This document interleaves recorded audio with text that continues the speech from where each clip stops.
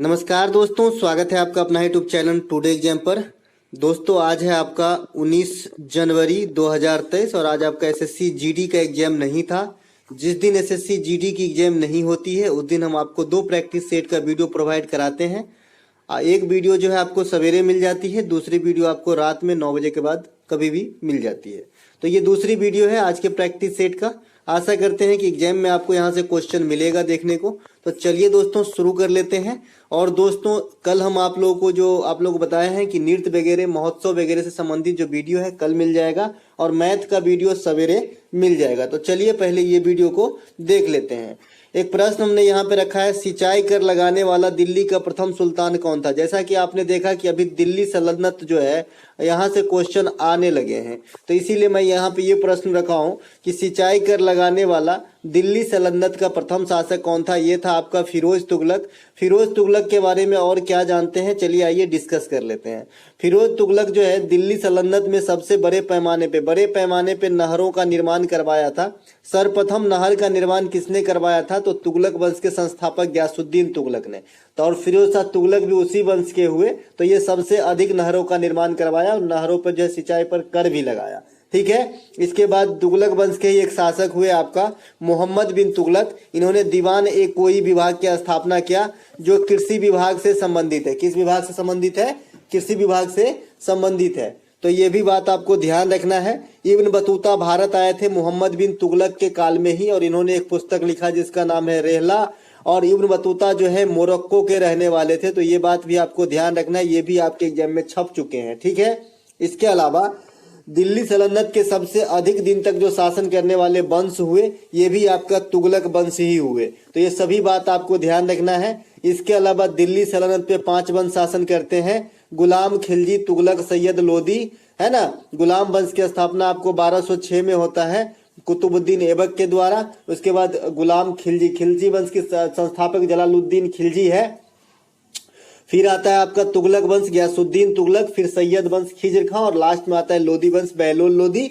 इसके बाद में मुगल वंश की स्थापना होती है 1526 में पानीपत की प्रथम लड़ाई के फलस्वरूप बाबर के द्वारा। ठीक है। तो ये सभी बातों को ध्यान रखेंगे। कुतुबुद्दीन ऐबक को लाख बख्श कहा जाता है, चौगान खेलते समय घोड़ा से गिरकर मरे थे। कुतुबुद्दीन जो है कुतुब मीनार जो है उसका नींव रखे थे। ये सही बात को ध्यान रखेंगे। रजिया सुल्तान का नाम आपने सुना होगा, दिल्ली के प्रथम महिला शासिका। दिल्ली कहे तो भारत हो जाता है, तो भारत की प्रथम महिला शासिका रजिया जो थी ये इल्तुतमिश की बेटी थी।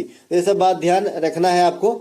लौह एवं रक्त की नीति जो है बलबन ने अपनाया था, ये भी दिल्ली सल्तनत कालीन से संबंधित है, ये बात भी ध्यान रखेंगे।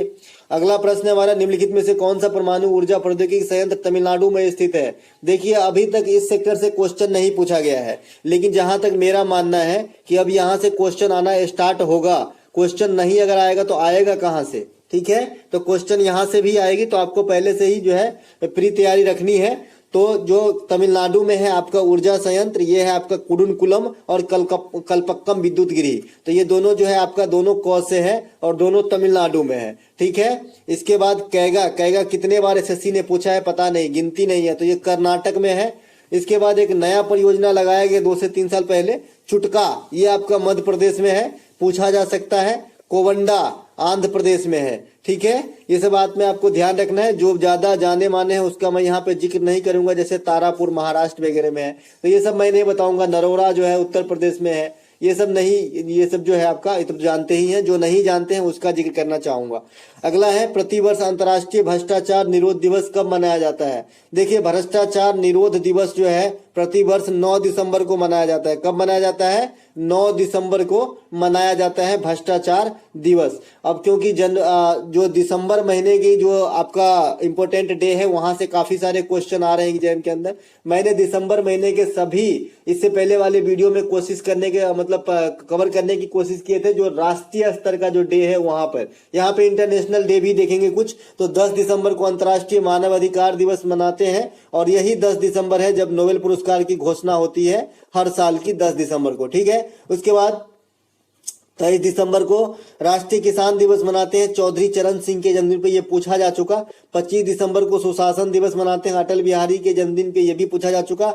26 दिसंबर को वीर बाल दिवस मनाया जाता है, ये अभी सेफ है, ये नहीं पूछा गया है और अब यही पूछा जाएगा। 26 दिसंबर को वीर बाल दिवस मनाया जाता है, ये सिख धर्म से जो है संबंधित है। सिख धर्म के सम्मान में जो है इस प्रकार का आपका जो है मोदी जी के द्वारा कमिटमेंट किया गया है कि भाई जो है मनाया जाएगा 26 दिसंबर को वीर बाल दिवस। तो ये आपका जो है टॉप पे रहेगी दिसंबर महीने के दिवसों में, ठीक है। इसके अलावा एक 24 दिसंबर भी आपको याद रखना है, क्योंकि 24 दिसंबर को जो है आपको उपभोक्ता अधिकार दिवस के रूप में जो मनाया जाता है इंडिया के अंदर।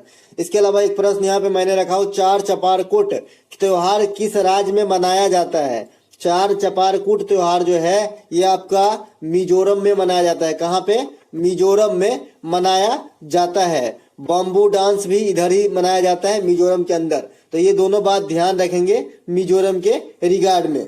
अगला प्रश्न देख लेते हैं, सैयद मुश्ताक अली ट्रॉफी 2022 के विजेता कौन है? देखिए सैयद मुश्ताक अली ट्रॉफी जो है ये T20 क्रिकेट का घरेलू जो है ट्रॉफी है और ये BCCI ऑर्गेनाइज करवाता है, ठीक है। तो ये इसके विजेता जो बने हैं ये मुंबई बने हैं। किसे हराए हैं? हिमाचल प्रदेश को हराए हैं। और अगर आपसे कोई पूछ ले कि सैयद मुश्ताक अली ट्रॉफी 2022 का फाइनल मैच कहाँ पे हुआ था, तो कोलकाता के अंदर हुआ था। तो ये सभी बातों को अच्छे से ध्यान रखना है। आपको पहले ये भी क्लियर होना चाहिए कि भाई ईरानी ट्रॉफी जो है ये किस खेल से है, तो T20 मतलब टेस्ट क्रिकेट फॉर्मेट का है और ये भी BCCI ऑर्गेनाइज करवाता है ना। रणजी ट्रॉफी है, इसके बाद आपका सैयद मुश्ताक अली ट्रॉफी है, विजय हजारे ट्रॉफी है। तो ये सभी बातों को ध्यान रखना है। ये यहाँ से क्वेश्चन पूछ देता है क्योंकि हम इसे कम वैल्यू देते हैं कि भाई छोटा मोटा घरेलू काउंटी क्रिकेट है तो जाने दीजिए, लेकिन यहाँ से क्वेश्चन आपको एग्जाम में आ जाता है, ठीक है। तो सैयद अली, विजय हजारी, रंजे, ये सब जो है जरूर आपको ध्यान रखना है, ठीक है। इससे पहले जो है और ट्रॉफी जितना भी जिक्र किया हम सब आपको PDF में दे देंगे और पहले पढ़ा चुके हैं। सौर मंडल का सबसे बड़ा ग्रह उपग्रह कौन सा है? देखिए सौर मंडल से क्वेश्चन आ रहे हैं। सौर मंडल में मैं पूरा टटोल के आपको बता दिया हूं मौखिक रूप से और लिख के भी, इसीलिए मैं यहाँ पे एक्स्ट्रा फैक्ट नहीं लिख रहा हूं, लेकिन यहाँ पे मौखिक रूप से फिर से जिक्र कर दूंगा। सौर मंडल का सबसे बड़ा उपग्रह जो है ये गैनामीड का है। ये आपका जुपिटर का उपग्रह है यानी बृहस्पति का उपग्रह है। इसके बाद अगर सौर मंडल में आपको सबसे अधिक उपग्रह वाला ग्रह पूछे तो शनि हो जाएगा। पहले जुपिटर ही हुआ करता था लेकिन अब शनि है। शनि के बारे में और है कि इसके चारों ओर वलय है, वलय मतलब रिंग है, ठीक है, ये बात भी ध्यान रखना है। इसके अलावा सबसे अधिक उपग्रह वाला ग्रह हो गया शनि। किन दो ग्रहों के पास कोई भी उपग्रह नहीं है? तो ये है आपका बुध और शुक्र, ठीक है। चंद्रमा जो है एकमात्र उपग्रह है किसका? पृथ्वी का, है ना। इसके बाद सूर्य से बढ़ते हुए क्रम के अनुसार और क्षेत्रफल के अनुसार बता ही दिया था कि भाई याद रखने की भी ट्रिक है। सबसे छोटा लड़का सबसे ज्यादा मतलब ज्यादा भाव देते हैं उनके पेरेंट्स। तो सूर्य के सबसे नजदीक आपका बुध है। बुध सबसे छोटा ग्रह है, इसके पास कोई उपग्रह नहीं है, ठीक है। इसमें चुंबकीय जो एक्स किरण होता है ये पाया जाता है आपका बुध ग्रह के अंदर, ये बात भी ध्यान रखना है। इसके अलावा आपका शुक्र आता है, इसे सांझ का तारा, भोर का तारा, इसके बाद पृथ्वी की बहन, वीनस की देवी, ये सबसे चमकीला तारा, ये सब कहा जाता है। इसके बाद पृथ्वी आता है जिसपे हम रहते हैं, इसे नीला ग्रह कहा जाता है क्योंकि यहाँ पे जल की उपस्थिति होती है। फिर यहाँ पे आता है मंगल, मंगल को लाल दानव या लाल ग्रह कहा जाता है। सबसे छोटा उपग्रह डिमोस और फोबोस इसी के पास है, इसी के पास 2 ही उपग्रह है मात्र। उसके बाद आपका आ जाता है जुपिटर। जुपिटर के पास सबसे बड़ा उपग्रह गैनामीड है और क्षेत्रफल के हिसाब से ये सबसे बड़ा ग्रह है। इसके बाद आ जाता है शनि, शनि वलय वाला ग्रह है। इसके बाद आता है अरुण और इसके बाद आता है वरुण। ये हो गया आपको सूर्य से बढ़ते हुए क्रम पे। अगर क्षेत्रफल के हिसाब से पूछ ले तो सबसे पहले आप रखेंगे बृहस्पति, फिर शनि, फिर अरुण, फिर वरुण, फिर आप रखेंगे क्या? पृथ्वी 5 नंबर पे, फिर आप रखेंगे मंगल, फिर आप रखेंगे शुक्र और फिर आप रखेंगे बुध, ठीक है। चलते हैं आगे।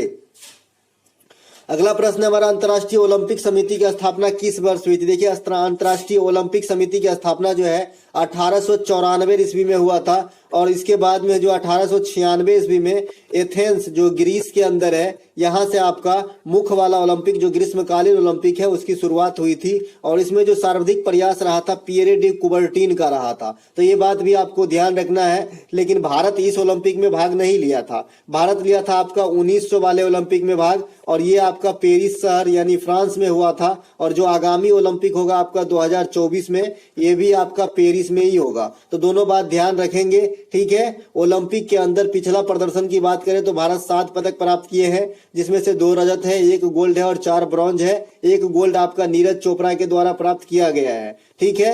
इसके बाद जो है आपका ओलंपिक में टोटल कितने गोल्ड प्राप्त किए हैं भारत, तो 10 गो गोल्ड प्राप्त किए हैं, जिसमें से 8 हॉकी में और 2 गो जो है अभिनव बिंद्रा साहब के द्वारा और 1 नीरज चोपड़ा के द्वारा। तो अभिनव बिंद्रा इस प्रकार से भारत के लिए व्यक्तिगत रूप से गोल्ड जीतने वाले प्रथम व्यक्ति बने हैं, जो 2008 में बीजिंग ओलंपिक के अंदर प्रथम बार जो है आपका शूटिंग के अंदर गोल्ड जीते थे, ठीक है। इसके अलावा यहाँ पे मैंने एक सीएम और राज्यपाल को रख लिया है, क्योंकि आप जानते हैं कि जो भी नॉर्थ ईस्ट वाला जो भी क्षेत्र है, भारतीय राज्य है, वहां से जो है आपका सीएम पूछा जा रहा है, क्योंकि जो इधर के सीएम है वो काफी चर्चित होते हैं और ये जो है जाने माने होते हैं, इसीलिए पूछे जाने की संभावना कम होती है। अब बिहार का कोई सीएम आपसे थोड़ी पूछेगा, उत्तर प्रदेश के सीएम हालांकि पूछा गया है, ठीक है, तो कुछ कहा नहीं जा सकता, इसीलिए सीएम पे और गवर्नर पे एक होल वीडियो मैं आपको दे दिया हूं और पीडीएफ भी दे दिया हूं, तो देख लीजिएगा, कम से कम पीडीएफ तो देख लीजिएगा, है ना।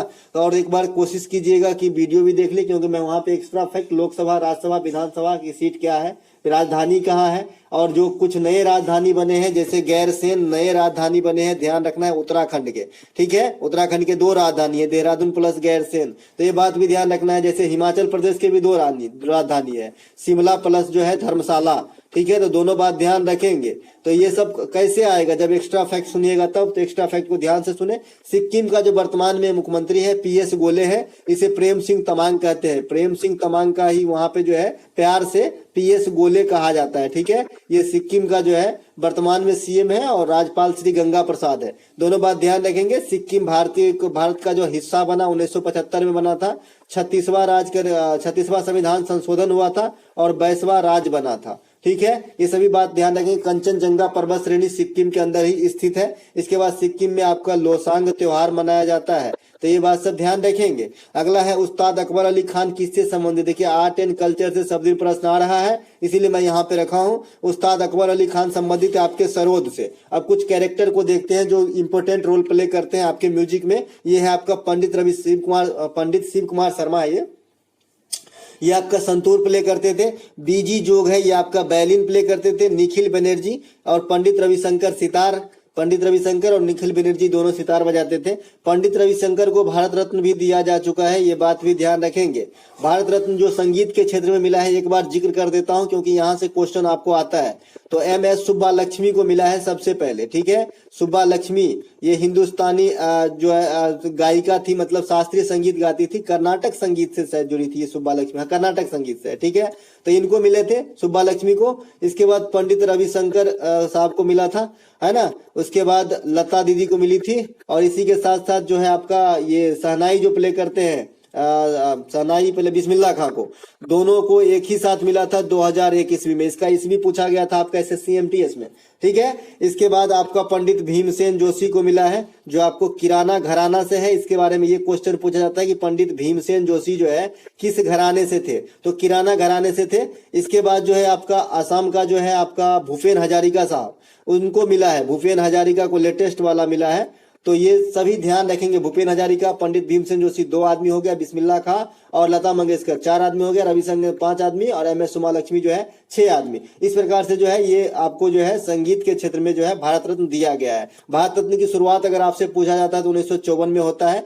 सबसे इंपोर्टेंट क्वेश्चन भारत रत्न से आता है कि जो आपका पीपल का जो पत्ता होता है जो भारत रत्न में प्राप्त दिया जाता है वो किस चीज का बना होता है, तो कांस्य का बना होता है। ऐसा नहीं कि बहुत इंपोर्टेंट अवार्ड है तो सोना का बना दीजिएगा, ठीक है, तो कांस्य का बना होता है। भारत रत्न सबसे पहले एस राधाकृष्णन साहब को, जो हमारे पहले उपराष्ट्रपति थे, उनको दिया गया था, ठीक है। भूपेन हजारिका से एक चीज याद आ गया मुझे कि भूपेन हजारिका जो है इनके नाम पे ढोला सादिया ब्रिज जो है इंडिया के सबसे लंबा ब्रिज है जो नदी पर स्थित है, इसे भूपेन हजारिका ब्रिज भी कहा जाता है। इसके बाद जो हरिप्रसाद चौरसिया है, पन्नालाल घोष है, ये दोनों जो है बांसुरी के जो है विख्यात प्लेयर है। इसके बाद उस्ताद बिस्मिल्लाह खां शहनाई के प्लेयर है, इन्हें 2001 में मिला था, ये मैं बता चुका। पंडित अयोध्या प्रसाद जो है पखावज प्ले करते हैं और अल्लाह रखा जो है ये आपका तबला जो है प्ले करते हैं। अल्लाह रखा एक पिक्चर भी है जैकी श्रॉफ का, जैसे कि मैं देख चुका हूं, अगर आप भी देखे हो तो, है ना। अगला एक है कि यहाँ पे मैंने इससे पहले बताया था भाई कि म्यांमार के साथ जो आग लगा है भारत की सीमा, उसका मुझे जरा कोड बताना है ना। उसका कोड क्या मैं बताया था, याद करके बताना, है ना। मामी था एक और क्या था, अरुणा की मामी, इस प्रकार से था। है ना। अरुणा की मामी मतलब अरुणाचल प्रदेश, नागालैंड, मणिपुर और मिजोरम, इस प्रकार से बताया था। किसके साथ? म्यांमार के साथ, ठीक है। ये है आपका भूटान के साथ, इसके साथ 699 किलोमीटर की सीमा लगती है भारत की। ये देखिए, ये रहा आपका भूटान, ठीक है, ये व्हाइट वाला। इससे जो टच में राज्य है ये है भाई साहब। भाई साहब का मतलब है आपका है सिक्किम है, असम है, पश्चिम बंगाल है और अरुणाचल प्रदेश है, ठीक है। सिक्किम है, असम है, अरुणाचल प्रदेश है और पश्चिम बंगाल है, ठीक है। तो ये जो है आपका लगता है आपका किसके साथ? भूटान के साथ। आप इसे मैप पे थोड़ा सा देख ले तो ऐसे भी आपको ध्यान में आ जाएगा, ठीक है। चलते हैं आगे। भाई साहब में जो है बी से आप बंगाल को लेते हैं, ठीक है। एस से आप किसको? सिक्किम को लेते हैं। ए से अरुणाचल प्रदेश को लेते हैं और ए से असम को लेते हैं। इस प्रकार से जो है आप मिला सकते हैं, ठीक है। चलते हैं आगे। अगला प्रश्न हमारा, जनगणना 2011 के अनुसार भारत में महिला साक्षरता दर क्या है? देखिए, जनगणना 2011 से क्वेश्चन रोजाना पूछा जा रहा है और आपको जनगणना 2011 का डाटा लेके एग्जाम में जाना है और मुंह पे होना चाहिए कुछ ऐसे डाटा जो सबको जानना चाहिए। जैसे आपका लिटरेसी रेट हो गया, सेक्स रेशियो हो गया, सबसे अधिक सबसे लो, जनसंख्या डेंसिटी हो गया, सबसे कम सबसे हाई, सबसे ज्यादा जनसंख्या सबसे कम जनसंख्या, है ना, सबसे अधिक वृद्धि सबसे कम वृद्धि, समग्र वृद्धि, ये सब जरूर जाना होना चाहिए। भाषा, है ना। तो यहाँ पे 2011 की जनगणना के अनुसार महिला साक्षरता जो है 64.6 है, पुरुष साक्षरता 80.9 है। इसके अलावा अगर आप समग्र साक्षरता की बात करें इंडिया में तो 74.04 है। और इसके बाद सबसे अधिक साक्षरता केरल की है, चाहे पुरुष की हो चाहे महिला की हो। सबसे अधिक सेक्स रेशियो केरल की है, सबसे कम सेक्स रेशियो हरियाणा की है, सबसे कम साक्षरता बिहार की है, सबसे अधिक जनसंख्या घनत्व बिहार की है, सबसे कम जनसंख्या घनत्व अरुणाचल प्रदेश की है, सबसे अधिक जनसंख्या यूपी की है, सबसे कम जनसंख्या सिक्किम की है, सबसे जो इसके बाद क्या हो सकता है, सेकेंड जो सबसे कम लिटरेसी रेट रखता है ये आपका राजस्थान रखता है। सबसे अधिक शहरी जनसंख्या महाराष्ट्र के अंदर है। जनसंख्या जनगणना की सबसे पहले शुरुआत भारत में 1872 में लॉर्ड मेयो के समय में हुआ था। इसके बाद 1881 में रिपन के समय से कंटिन्यूस हो रहा है। 1951 में आजादी के बाद प्रथम जनगणना हुआ। लास्ट जनगणना 2011 में हुआ। 2011 की जनगणना प्रस्तावित है। जनगणना के अध्ययन को डेमोग्राफी कहा जाता है। तो इतने बात आपको जनगणना से याद रखना है। भाषा की बात कर ले तो सबसे अधिक हिंदी बोली जाती है, 2 नंबर पे बांग्ला, 3 नंबर पे आपका मराठी और 4 नंबर पे तेलुगु बोले जाते हैं। तो ये बात ध्यान रखना है। चलते हैं आगे। अगला मैंने हिंदी से एक प्रश्न रखा है, जैसा कि देवी देवता से क्वेश्चन आ रहे हैं। चंद्रमा, दिवाकर, रवि आपका जो है, इसके बाद शशि से, चंद्रमा से आ रहा है, रवि से आ रहा है और इसके बाद गंगा से काफी क्वेश्चन आ रहे हैं। तो यहाँ पे मैंने लक्ष्मी का पर्यायवाची नहीं है ऐसा शब्द लिख दिया है। तो इंदिरा, कमला, पद्मा, ये तीनों आपका लक्ष्मी का ही जो है, एक रमा भी हो जाएगा, रमा लक्ष्मी, ठीक है। इसके बाद अरुणा जो है ये आपका लक्ष्मी का जो है पर्यायवाची नहीं है, ठीक है। तो इंदिरा, कमला, पद्मा, रमा ये सब लक्ष्मी मैया जो है उनके जो है आपका पर्यायवाची शब्द है। अगला एक प्रश्न है, 2022 में आयोजित राष्ट्रमंडल खेल का क्रमांक क्या था? देखिए, बीएसएससी का जो अभी एग्जाम हुआ जो कैंसिल हो गया है, बीएसएससी सीजीएल का, उसमें ये क्वेश्चन पूछा गया था आपका कि 2022 में आयोजित राष्ट्रमंडल खेल का क्रमांक क्या था। मुझे बहुत अच्छा लगा और मैंने ये क्वेश्चन आपके लिए रख लिया है। तो ये आपका 22वां क्रमांक था और याद करने में काफी इजी है कि 22वां 2022 में होती है और 22वां जो है आपका क्रमांक होता है, ठीक है। इसके बाद राष्ट्रमंडल खेल के बारे में तो बहुत सारे फैक्ट आपको बता ही दिया हूं, फिर भी थोड़ा सा जानकारी। शुरुआत आपका 1930 में होता है। 1934 में जो है भारत भाग लेता है और 1934 में जो हुआ था वो लंदन में हुआ था जहां पे भारत भाग लेता है। 1930 में जो हुआ था वो हैमिल्टन में हुआ था जो कनाडा में स्थित है। इसके बाद राष्ट्रमंडल वो देश का समूह है जो कभी ब्रिटिश सरकार के अधीन रहा है। इसके बाद राष्ट्रमंडल खेल जो है पिछला वाला वो आपका ऑस्ट्रेलिया के गोल्ड कोस्ट में हुआ था, ठीक है। 2018 में हुआ था ये वाला, ठीक है। 2021 यहाँ पे प्रिंट हो गया है, कोई बात नहीं। 2018 में हुआ है 21वां राष्ट्रीय खेल, ये गोल्ड कोस्ट ऑस्ट्रेलिया में हुआ है, ठीक है। इस बार के राष्ट्रमंडल में भारत की तरफ से बात कर लें तो भारत ने 61 पदक प्राप्त किया है, ठीक है। ये बात भी ध्यान रखेंगे। चतुर्थ पोजीशन पे आया है और फर्स्ट पोजीशन पे ऑस्ट्रेलिया आया है।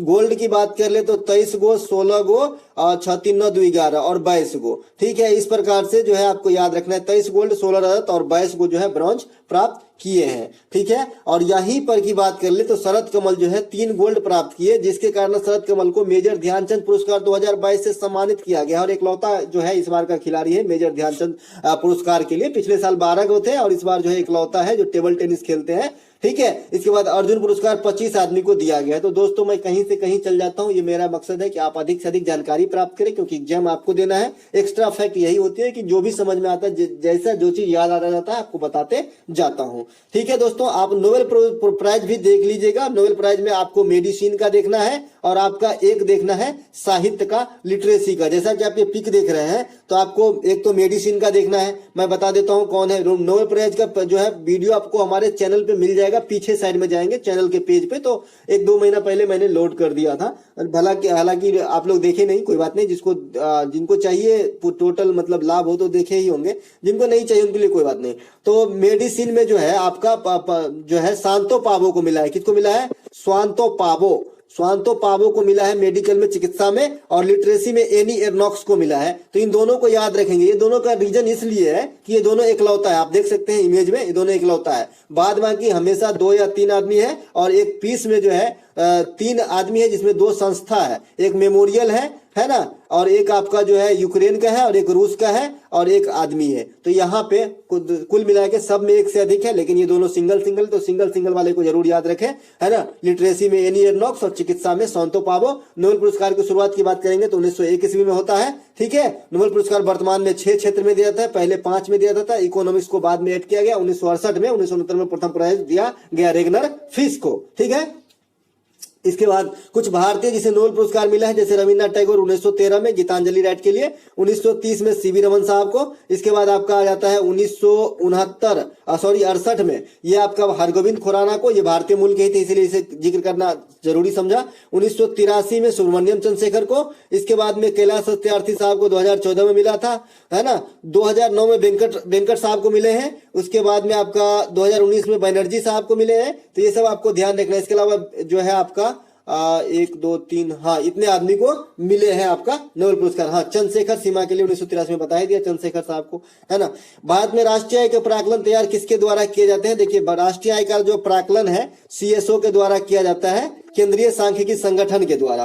केंद्रीय सांख्यिकी संगठन की स्थापना की बात करें तो 1951 में होता है। पहले क्या था कि पहले 3 संस्था था। देख लीजिए, पहले क्या था कि पहले 3 संस्था था। योजना आयोग, केंद्रीय सांख्यिकी संगठन, राष्ट्रीय विकास परिषद। योजना आयोग का काम था क्या? योजना बनाना इसका काम था। ठीक है। उसके बाद में और राष्ट्रीय विकास परिषद का काम था कि योजना को अंतिम स्वरूप देना, योजना को लागू करवाना या अंतिम स्वरूप देना। ठीक है, वेरीफाई करके कि भाई ओके चलो ठीक है लगा दो।